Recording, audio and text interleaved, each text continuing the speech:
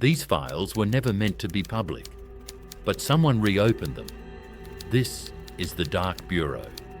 Each year, billions of dollars quietly pulse into and out of the Vatican City, the world's smallest country. Nearly all of it leaves no public trace, no detail visible in corporate filings, no open government spreadsheets. The immediate impression of the Vatican is often one of marble and ceremony, incense and tradition, wrapped in the weight of spiritual history. To much of the global public, it is a space apart, a relic of medieval statehood and spiritual gravity. But concealed within this unique sovereignty is a core of financial power every bit as intricate and consequential as any multinationals, built on laws and immunity unavailable anywhere else. Peel back the layers and a contradiction emerges at the very heart of this city-state. The Vatican's material wealth, the golden altars, the Renaissance masterpieces, the famously gold-decked basilica, are visible to all. But its true assets and influence flow in the form of money, their roots purposefully shielded behind thick walls of custom, confidentiality, and the sovereign cloak that signals to the world. Our internal business is not yours to know. From Rome to Zurich, London to the Caribbean, the pathways expand and vanish at will, their logic as much legal as moral. The Vatican Bank, formerly the Institute for the Works of Religion, IOR, is both subject and beneficiary of a system built to concentrate discretion and power. Nestled in an unmarked windowless tower steps from St. Peter's Square, the IOR is the beating heart of the Vatican's quiet machine. Unlike any other bank, the IOR's operations are fused with its peculiar status. It has no shareholders, owes allegiance to no state regulator, and occupies a legal netherworld exempt from almost all secular oversight. Since its founding, the Vatican's financial arm has used its sovereignty as an impregnable shield. Even as the world's major banking systems evolved to require transparency, the IOR kept its own systems pointedly closed. External audits could be rebuffed. Government agencies had no standing to demand records. In this way, the Vatican could open accounts not only for church entities, but also private individuals, bishops, even foreign dignitaries under numbered aliases. The institution's primary job: to manage assets for individuals and organisations serving the Catholic Church. But its true reach sprawled far wider, unfettered by national boundaries or most forms of state inquiry. How did this system take root, and why has it proven nearly impossible to reform? The answer reaches back across centuries, but sharpens in the economic churn of the 20th century. Until the 1920s, the Holy See's wealth consisted mainly of real estate, art, physical treasures, the patrimony of centuries past. But 1929 marked a pivotal transition. In a landmark deal with Mussolini's Italy, known as the Lateran Accords, the Vatican surrendered territorial claims in exchange for 750 million lira, a colossal sum split between cash and state bonds. Suddenly, the Vatican was flush with liquid assets on a modern scale, and the question of how and where these funds would be managed became both urgent and politically sensitive. The solution: the Vatican's financial managers adopted methods that would become standard practice for multinational corporations decades later. Layered ownership, offshore banking, and a web of legal entities designed to discourage, if not outright defeat, external scrutiny.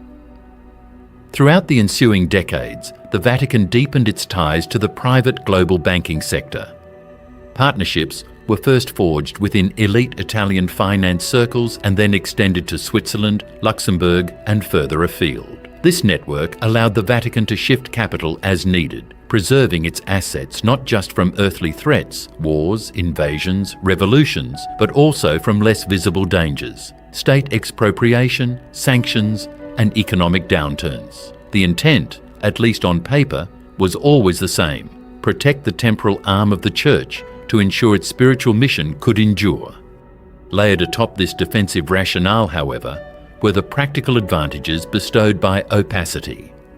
Even as the majority of Catholics placed their donations in collection plates each Sunday, the resulting sums were swept into pooled accounts, routed sometimes instantly, through documents listing only obscure intermediaries. Profits from real estate speculation in London or Milan could mix with charitable funds destined for Africa or Asia, producing a terrain so complex that only a handful of trusted insiders could track the true origins or endpoints of these flows. The border between legitimate investment and suspect activity was not a thin line, but a blurred field. For Vatican officials, the lack of external regulation was freedom. For others, regulators, charities, curious parishioners, it was a wall. The system proved highly resilient.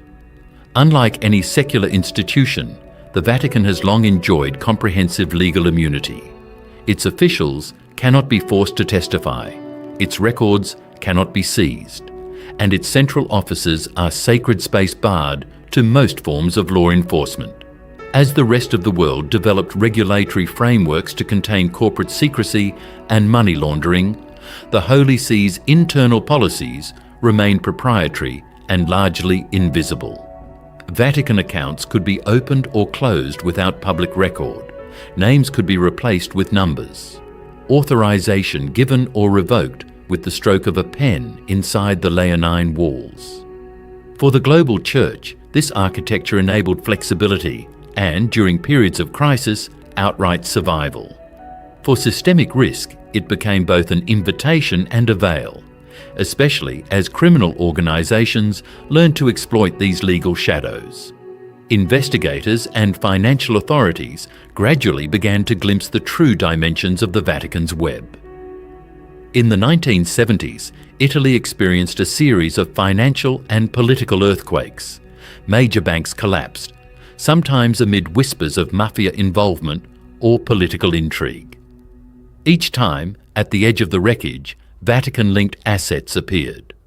The question, previously hypothetical, was now urgent. Was the Vatican simply a bystander or an active conduit for illicit flows? Italian prosecutors and journalists pushed the boundaries, seeking answers, sometimes at great personal risk.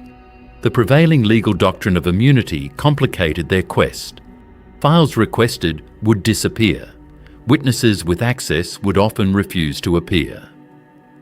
Formal requests for cooperation would be met with diplomatic communique in precise Vatican legalese, amounting, in effect, to a polite stonewall. Sometimes those who probe too deeply face professional or even mortal peril, testament to the intensity of stakes. Within Europe's broader effort to contain cross-border financial crime, the Vatican's unique status became increasingly problematic.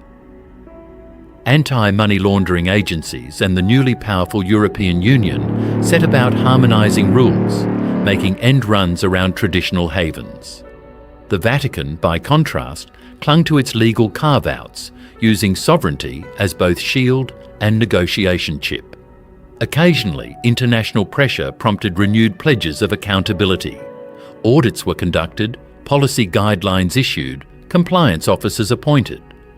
But structural realities remained unchanged. Every attempt to map the real flows of money would reveal only fragments of the deeper machinery. For each newly exposed subsidiary, another would emerge, bearing a fresh name and jurisdiction. The process became a game of perpetual catch-up.